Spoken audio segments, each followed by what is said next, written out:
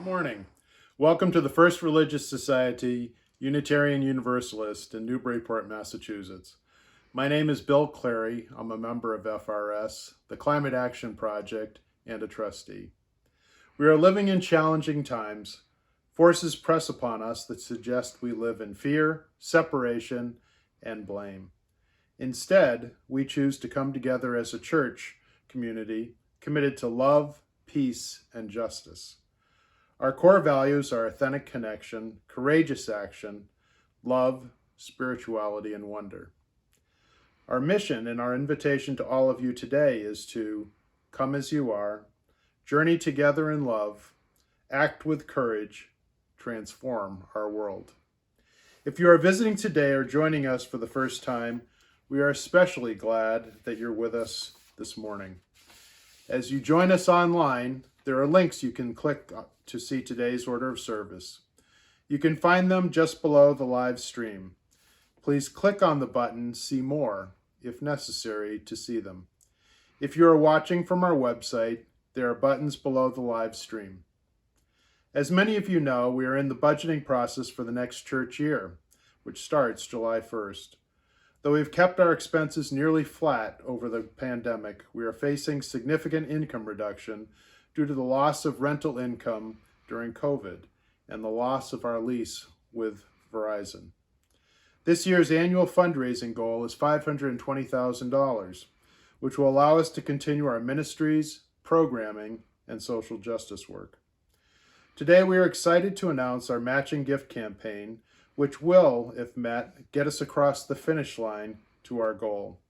A handful of generous donors have pledged to match every new pledge, or increase to an existing pledge that is made between today and May 2nd, for up to $15,000. If we raise this remaining $30,000, we will meet our fundraising goal. Every gift helps and is appreciated. Our Earth Day service today. The Climate Action Project, or CAP, has participated with Earth Day services for several years and is happy to welcome you to this service. The Earth Day service is a time to come together in celebration of our time here with the natural world. Consider our relationship with the earth, consider the earth's relationship with us, and how we can come into harmony with the natural world. Every Sunday, we say that it is no small thing that we have gathered. This morning, it is a particularly big thing that we have gathered. So let us give ourselves to it. I welcome one and all to our church and our worship service. Our call to worship this morning are the words of Kathleen Dean Moore, philosopher, writer, professor, environmental activist, and most importantly, grandmother. What should I do? Who should I be? How can one celebrate and love this glittering world even as it becomes a sickened and dangerous thing? What can be said in response to the arrogance and illogic of those who wreck the world? What are the words to say to people who deeply care? Words that will help move forward with new joy, courage, and integrity. And this most important question: how can people come together in the one thing that has the power to change history? A great wave of moral outrage at the plunder and the wreckages, and an affirmation of a better way. You are faithfully called to worship. Please join us now in our chalice lighting words. The words are printed in your order of service. We gather this hour as people of faith, with joys and sorrows, gifts and needs. We light this beacon of hope, sign of our quest for truth and meaning, in celebration of the life we share together. Each week, we also light 2 candles apiece, representing 2 places on earth we lift up and remember as a sacred encounter with our world. There are untold numbers of places on earth that need peace. These 2 we especially hold close in this service and throughout the week. After each candle is lit, we will speak the words for peace in English, Arabic, and Hebrew. Peace, salam, shalom. Our first candle of peace is lit for the Unitarian Universalist seventh principle, quote, respect for the interdependent web of all existence, of which we are a part, unquote. There are now 2 northern white rhinos left in the world, a mother and her daughter. This species was hunted into imminent extinction for the supposed medicinal value of their horns. Their horns have been documented scientifically to have no medicinal value. Now, of the 8 million species of life on Earth, 1 million are threatened with extinction. Peace, salam, shalom.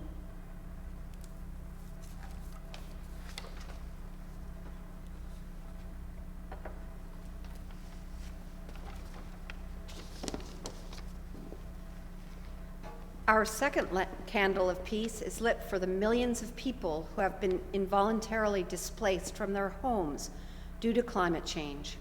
More frequent and more intense storms, desertification, severe heat waves, deforestation, lack of water, crop failure, floods and rising tides.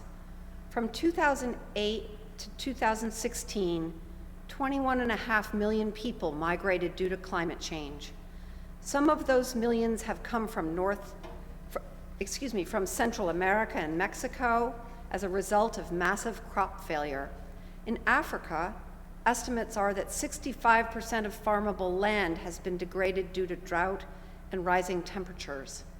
Crop failures in Egypt and Libya led to unemployment, a strong factor in the Arab Spring political uprisings of 2011.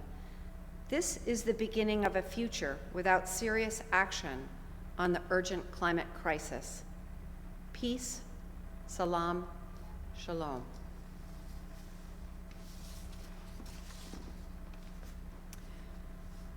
This morning, we also light a candle of hope and remembrance in recognition of COVID-19 pandemic. All those who are struggling for economic security, all those fighting for their health, and all those who have lost their lives.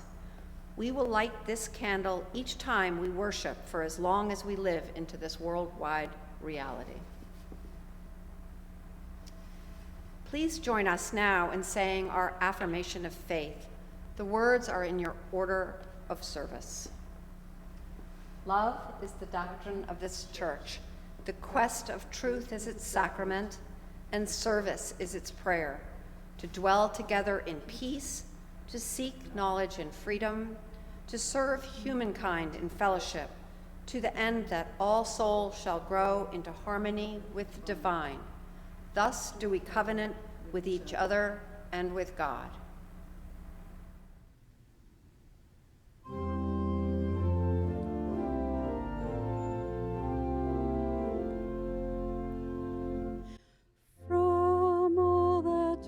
Below the skies, let faith and hope with love arise. Let beauty, truth, and good be sung through every land by every tongue.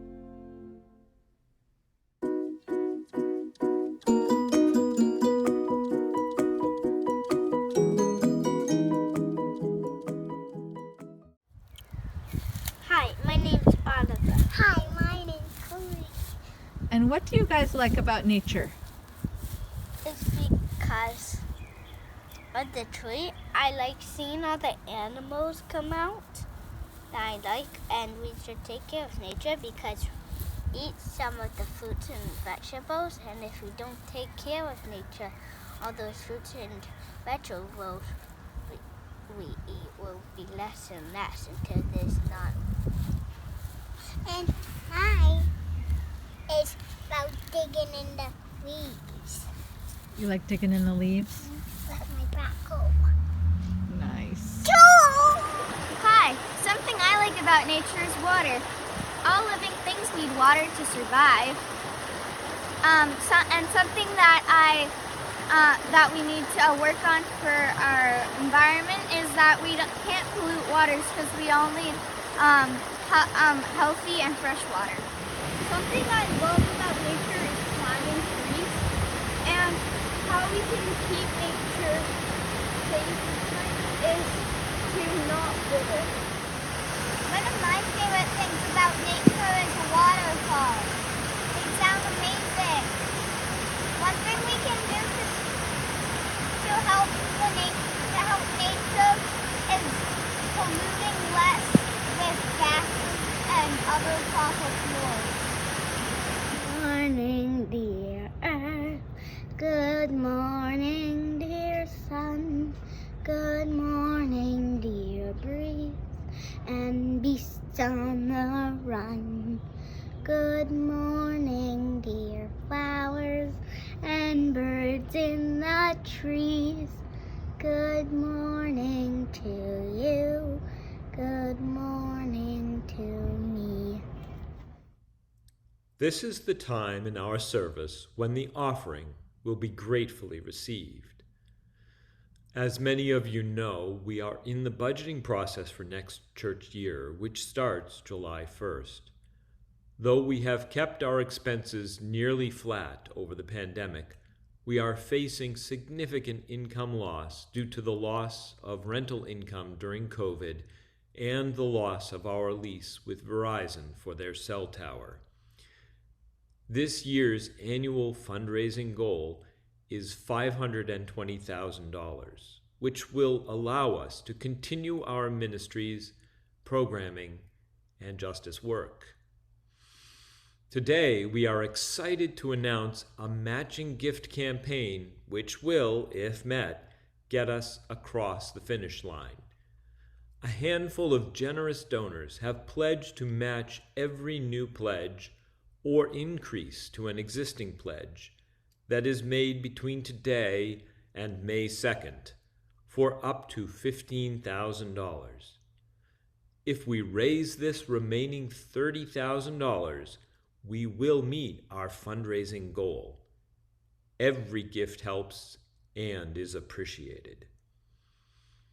The generosity of our community is an essential ministry that supports the work of the church to live out our values, mission, and ends, both in Newburyport and beyond.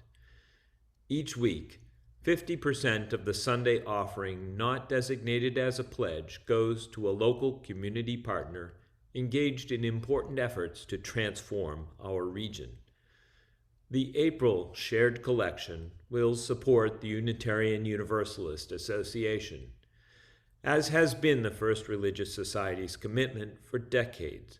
We share our collection this month with the Unitarian Universalist Association to further its work for justice in the larger world.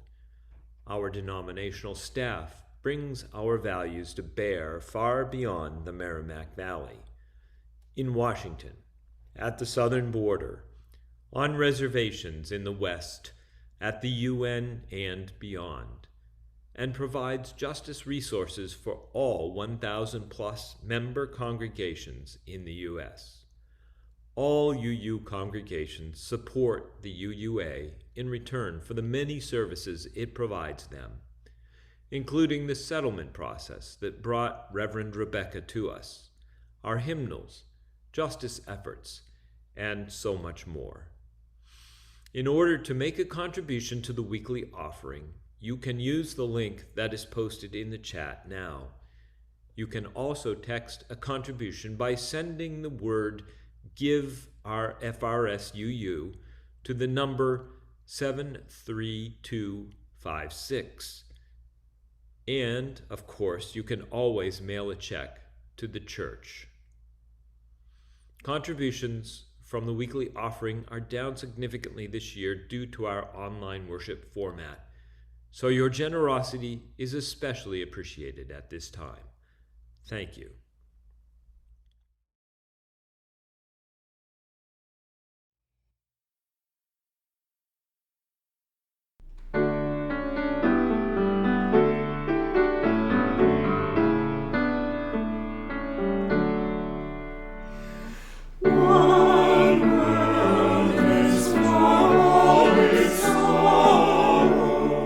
One world shaping one to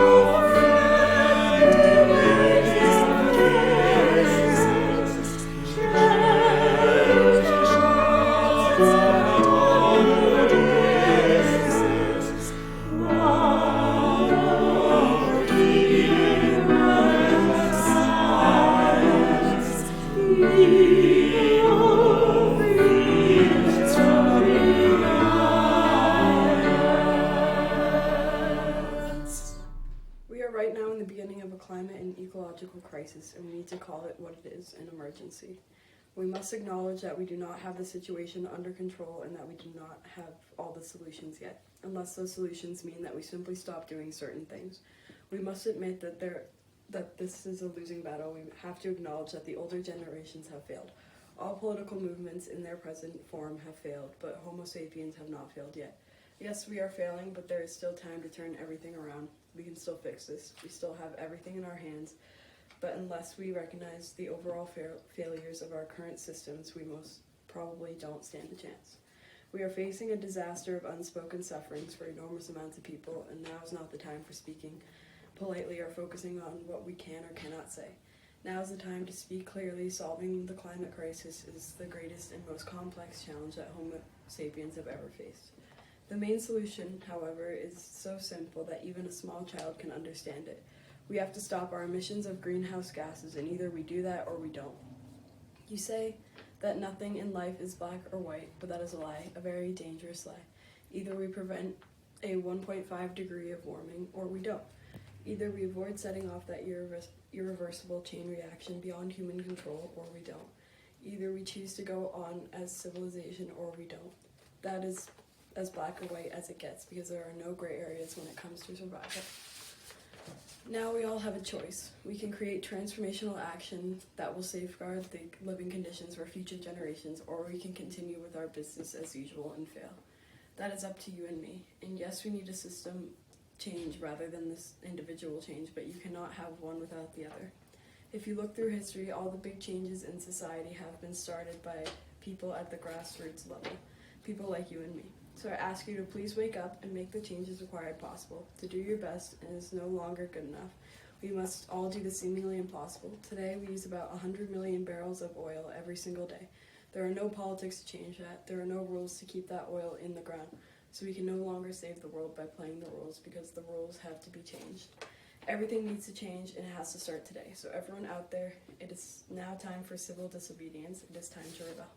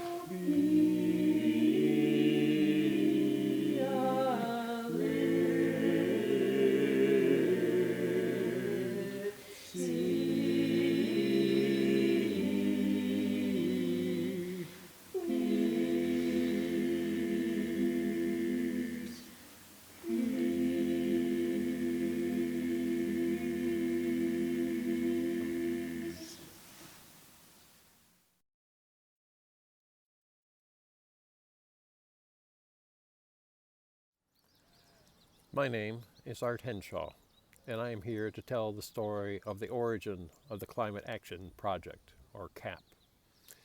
John Harwood traces the origins of the Climate Action Project to a January 2012 Boston Globe story on Bill McKibben, the environmental writer and co-founder of 350.org.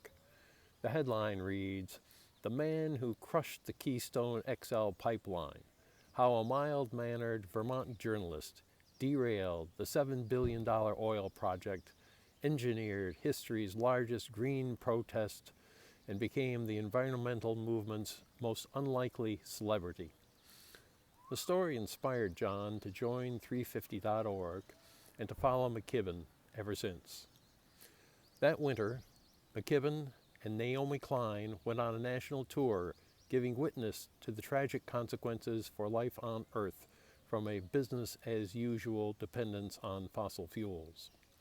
They urged universities, communities of faith, and other moral leaders to build a movement, raise their voices, and divest from fossil fuels. John, thinking that FRS could answer that call, asked for interested church members to join him. John writes, "The response from FRS members was heartening, especially because of their diversity." A mixed group of 8 to 10 formed. We ranged from high school environmental leaders to retirees. We grappled with the complexities and immensities of climate change from many angles and settled on divestment as one of our top priorities, along with education. John recalls, "We worked closely with the minister, governing board, and our endowment group during next year to prepare for a congregational vote in the spring of 2014, which passed with nearly unanimous consent." Other UU congregations joined the divestment movement that year too, and John joined the national UU team, bringing a resolution to the 2014 General Assembly in Providence. John says, "The proximity of Rhode Island made it inviting for FRS delegates to attend. After communicating with my national team all by email, I was able to host them for dinner at a Providence restaurant, the first time I had ever met any of them. The climax of our campaign was when our issue came up for debate and a vote. I was able to be one of our team who spoke in favor of the resolution for divestment. The decision was overwhelmingly in favor." John Harwood, thank you for your initiative. The Green Expo and Environmental Policy. The Climate Action Project, or CAP, was started in 2014 to consider reducing the church's investments in fossil fuel companies, a goal which was accomplished through a congregational vote. As a side note, church investments are now screened for fossil fuel production, weapons, and social governance policies. CAP brings in speakers, holds potluck dinners, shows movies, assists with climate cafe events with the youth group, evaluates the church for its greenhouse gas or carbon footprint, and participates in environmentally oriented community events. Examples include speakers Amber Hewitt on offshore energy, Extinction Rebellion, our own Brent Mitchell on the pulpit for an Earth Day service, and a mass save energy assessment that resulted in cost savings and reductions in our carbon footprint. You will hear more about that later in the service. Two recent accomplishments are the Newburyport Green Expo of 2019 and the FRS Environmental Policy. The concept for the Green Expo started within CAP and grew into a collaboration with the City of Newburyport, Storm Surge, ACES, the City Energy, Resiliency, and Waste Committees, local schools, nonprofit groups, and green companies. It resulted in a terrific event with over 800 people attending at the Knock Middle School in April of 2019. The event included speakers with 70 exhibits from companies and about 40 nonprofit groups, school students, electric car demonstrations, the Rubbish to Runway project, the Repair Cafe, and a food court. The people came to the expo from Newburyport, Newbury, West Newbury, Byfield, Amesbury, Salisbury, and Merrimack. Everyone came together to visit and learn about the businesses, organizations, products, services, and training and education that are available to our community. The premise was that we need to be mindful and knowledgeable about the changes that are occurring with our energy supplies, waste disposal, and community resiliency plans. The issues of waste, energy, and resiliency affect us personally in our wallets, homes, businesses, schools, City Hall, and at state government offices. The Greater Newburyport Green Expo was an opportunity for community dialogue and education, and has resulted in continuing discussions with our neighbors and identification of businesses, services, and products in our community that can reduce our costs for energy and waste. The environmental policy adopted by the parish board in 2020 is another product of the CAP group that started with a simple question. In a liberal, socially focused, environmentally enlightened church, why are there single-use plastic water bottles in our cupboards? More questions followed, so our group started looking around within and outside of the church for directives or policies that created a path for the church and its operations. Annie Madden was able to find a draft policy from a UU church in Haverhill that we used as a template and then embellished with ideas of composting, reduction of plastic and styrofoam, water filtration for drinking water, energy policies and goals, and many more things. Soon we had an 8-page document, and we were not done.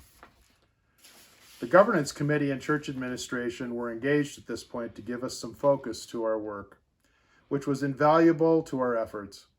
The policy that was adopted last year is a svelte 1.5-page document, while our other voluminous notes were passed along to the church staff for consideration when we reopen.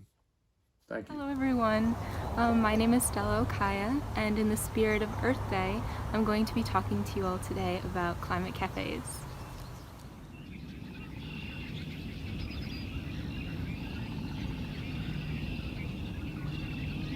A climate cafe is about coming together and striking up conversation.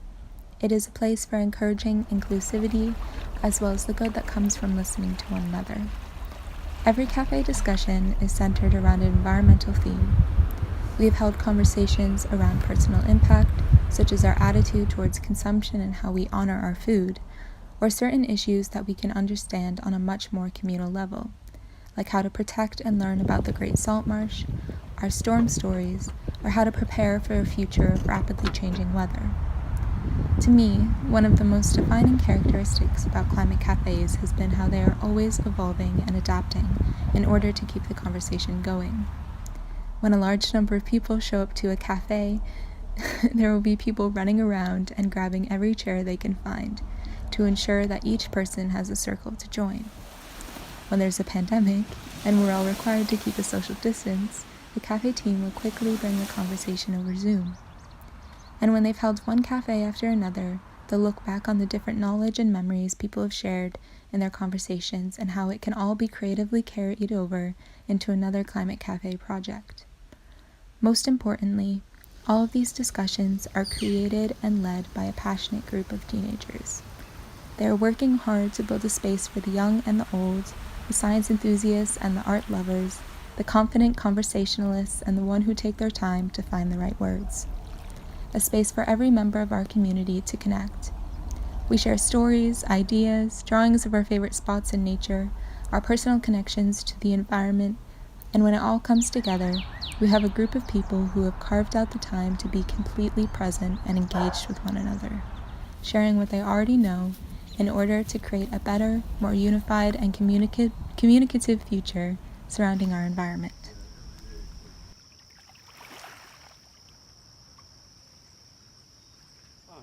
I'm David Chatfield, a member of the CAP group. Back in 2018, an energy assessment was carried out on the church and the church hall by Rise Engineering. This was an assessment, part of the Mass Save program, to identify financial incentives from utility companies to reduce installation costs on energy-saving projects. The assessment was provided, but was contingent on FRS obtaining certification that all the knob and tube wiring was inactive. In 2020, a certified electrician was hired, an inspection was carried out, and indeed certificates were provided that the knob and tube was inactive. These certificates were then provided to Rise Engineering, and they reran the costs of the energy savings projects and the incentive assessments. The CAP group reviewed the assessments and agreed to move forward with installing the changes to reduce energy in both buildings. The Church Hall project includes the installation of a vapor barrier in the basement over the dirt floor, followed by various forms of insulation. The church itself includes insulation in the attic, boiler controls, ceiling, and door kits. The insulation materials were discussed with Rise Engineering and determined to be eco-friendly, and the required paperwork was completed and agreed with Rise Engineering. The project required clearing out the basement area and a couple of weeks of engineering work, and was completed by the end of 2020. The cost of the project was about $37,000, but this was offset by the utility company contribution to reduce the cost to the church to $1,333, and the expected energy savings are of the order of $3,000 annually. So a worthwhile project, and one that the CAP team are very proud of. Thank you. As these examples illustrate, CAP's mission since its inception has been realized through a variety of interrelated activities that advocate and drive policy change, offer opportunities to develop personal awareness of climate issues and actions, and take direct personal action on human activities that impact our world. To those ends, we are committed to continuing our work to inspire climate action on the part of each of us, of the congregation, and of our local communities, to lower our carbon footprint, to encourage composting, ethical eating, recycling, and reuse, to work for alternative energy sources for our church campus, to advocate for environmental justice issues locally and worldwide. Consider again Rachel Carson's quote on this morning's order of service. The human race is challenged more than ever before to demonstrate our mastery not over nature, but of ourselves. This may sound daunting, but we believe progress has been made toward building public recognition that climate crisis is real and is happening now. We believe every step we take toward sustainable living, no matter how small, is vital. We dedicate ourselves to being leaders by example on the path to changing our ways of living in this world, and ask you to join us. Thank you. An analysis published in the journal Proceedings of the National Academy in June 2020 documents how the sixth mass extinction of wildlife on Earth is accelerating, as is seen by the astounding and alarming number of animals and plants becoming extinct each year. Since 1970, 40% of individual plants and animals that were on Earth then are now extinct. Kathleen Dean Moore, in her book, Great Tide Rising, writes about this sixth extinction. She says, we are dwelling in a period of mass extinction and climate change. Loss is all around us. We are engulfed by it, and at the same time, we are nearly blind to it. Yet we feel in our bones some kind of unspeakable angst that will not leave us. In the depths of night, or even at daybreak, when the birds greet the sunlight again. And she writes, this crushing feeling of unstoppable destruction is holding us back from acknowledging our grief. Buddhist scholar and environmental activist Joanna Macy describes this time and what is needed as the great turning from the industrial growth society to a life-sustaining civilization. Kathleen Moore says that we need to evolve from the Cenozoic era or age of mammals, which began some 66 million years ago, to the Ecozoic era, which is ours to create. It needs to be an era or a worldview wherein humans are an inextricable part of the universe, but not the center of it or the top of it. She says it is a shift from the people-centered consequentialism to a biocentric or earth-centered consequentialism. Many even say a universe-centered consequentialism. This is something Indigenous people knew and have been calling for hundreds of years. Global warming, climate change, climate destruction are realities that scientists no longer debate. Some focus on the inequalities of its impact, falling onto the most disadvantaged of us economically, racially, geographically. And though this is true, it is only a matter of time before these climate destructions catch up with these artificial hierarchies and separations that we've created as people. There are so many good and real reasons to save the world. Moore writes of these, and she lists 13. I know you have your own, as do I. I'll share just a few of hers. She says, we must do what we can to protect what remains and create the new era for the sake of our children and all children, to honor our duties as stewards of divine creation, warriors of justice. We must do it because we are compassionate, because we feel the beauty of the world, and because we are people of integrity. People who care, people like us, can feel discouraged with our individual limited power to affect change. We can get rageful or angry at the economic, political, and corporate structures that are driving so much of this destruction and that want us to feel guilty so that we are overwhelmed and shame-filled. So what do? Well, we don't look away, give up, or point fingers.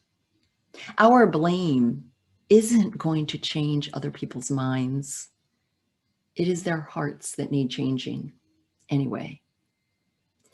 And when we don't do anything, it only makes us feel worse. So my answer to this question, what do we do as individuals and as a church, is threefold. First and foremost, we ground what we do in what we love. And when we talk about climate justice, environmental justice, climate destruction, that means what is the place, the species, the plant, the animal, your childhood, lake, Plum Island, the woods, your grandchild. What is that place or person or animal that you love? Ground yourself in that love. Feel it. Because that love is what's going to sustain us. That love is why we are doing this. And we need to return to it again and again to remember that. To let it fill us, fuel us, anger us, hold us accountable. We need to, in this spirit, create and nurture what Moore calls refugia. I just love this. I've been taken with this. Refugia. She defines these as places of safety where life endures. Community gardens. A bush in your own yard or local park where birds can nest, take rest, find food, under which children can play. Places of safety where life endures. We are creators, nurturers, and protectors of these refugia. Imagine our churchyard as a little refugia, a sanctuary with wild native flowers and bushes where bees or butterflies could live, and our children, any children, all of our children, could walk barefoot. You might say it's a small space, but saying it's too small is giving in to capitalism and this old view of the world. Next, in addition to grounding in what we love and nurturing safe places where life exists and thrives, next we keep doing what we're doing, as we heard in this service. We keep doing what we're doing and more as it evolves as a church and a spiritual community. I am so proud of that work and grateful to the people who are leading it. John Harwood's dream, the Climate Action Group's commitment and perseverance, our congregational support and vote for a climate justice policy, and our youth, leading climate cafes, speaking up, including in our church, going to marches, saying what is wrong and what needs to happen. We honor the commitments that we've made as a congregation, supporting this work, creating a place of worship connected to nature, the Green Chapel, imagining and creating a refurbished parish hall, not only built sustainably, but one that meets the needs of our congregation and the community of which we are a part when it comes to climate change. Perhaps we're a warming and a cooling space for that time when people don't have access to that. Above all, my friends, what we do in response to this is we live as a we. We live not as individuals, not separate, but together. We live as part of the solution. We live as part of the imagination. We live as part of the effort and the work. And we also live where we can bring our grief, where we can love one another, where we can create refugia, not only for nature in terms of animals and plants, but for nature in terms of our own spirits, souls, and hearts. Amen, and blessed be.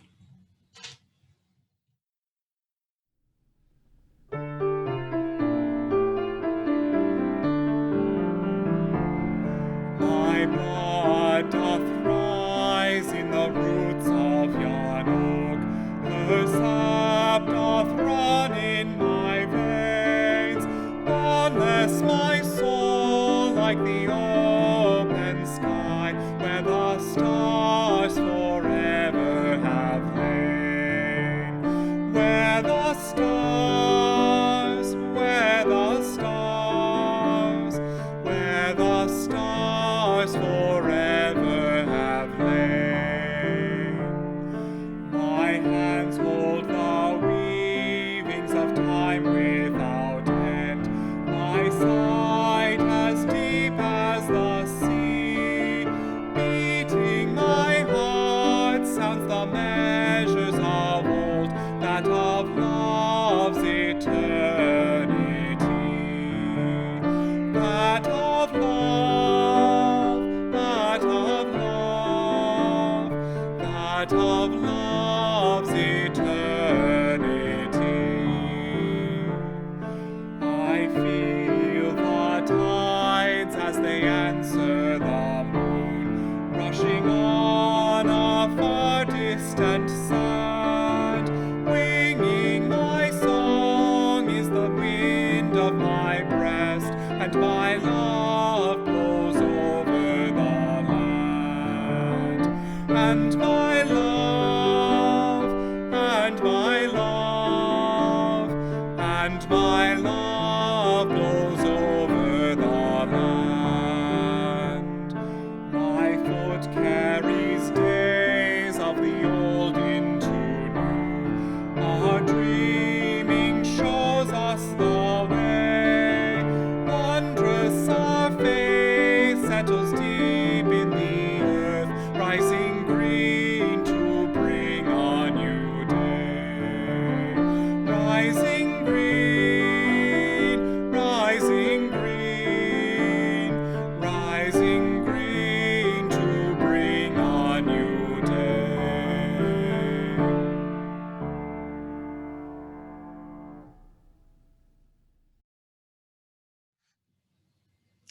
Please join now in our unison benediction. May the love which overcomes all differences, which heals all wounds, which puts to flight all fears, which reconciles all who are separated, be in us and among us now and always. My friends, I'll close again with the words we've called all throughout this service of Kathleen Moore, and she says, we are called to make the world sacred again. We are called to see that light that glows behind the trees at the end of the day, to see that it is a miraculous light. It's the same light that catches a child's hair, startles a hatchling crow, and flares from burning methane gas. The world is not a lump of coal. The world is a great and astonishing improbability, a mystery of great beauty that has come for reasons we will never understand as a gift to us. May we steward it well. Go in peace, my friends, and return again in great joy. Amen and blessed be.